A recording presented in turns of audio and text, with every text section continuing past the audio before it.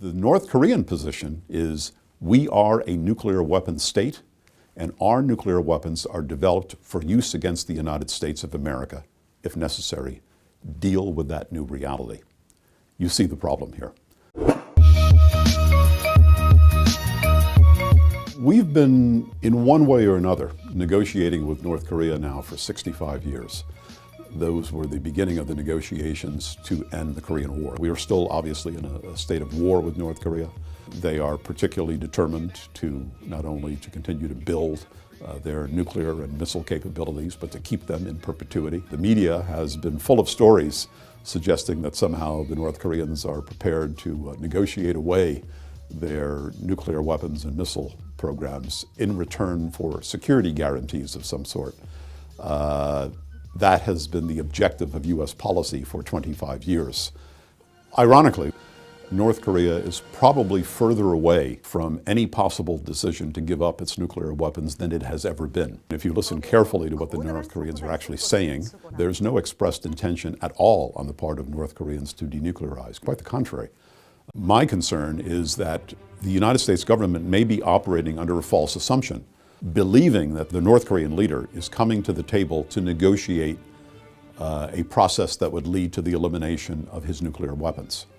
The short-term goal for the North Koreans is to gain legitimacy and acceptance of their nuclear weapons program.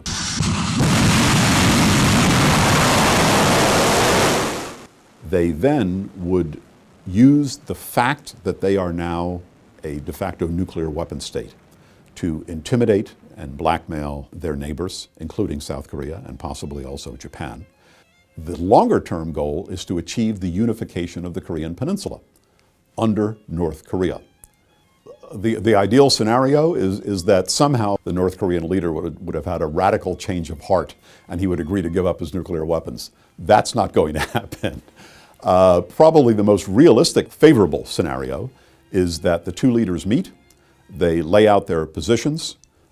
We discover that the North Koreans are not interested in the sort of denuclearization that we are interested in, and the meeting breaks up and the United States goes back to the policy that it is implementing now, which is to put overwhelming pressure on the North Korean regime to compel them to change their minds and change their approach. But there's another problem here. The very idea of having a presidential summit with the North Koreans has given them a legitimacy.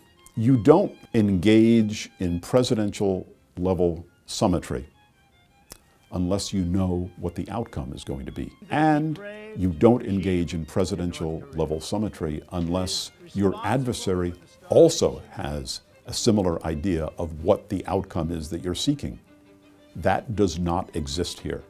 Not only does it not exist here, you have two negotiating partners that will sit down at the same table in the coming weeks, if the summit happens, who have diametrically opposed and confrontationally opposed positions about denuclearization. If it turns out badly, could get people killed. Rocket Man is on a suicide mission for himself and for his regime.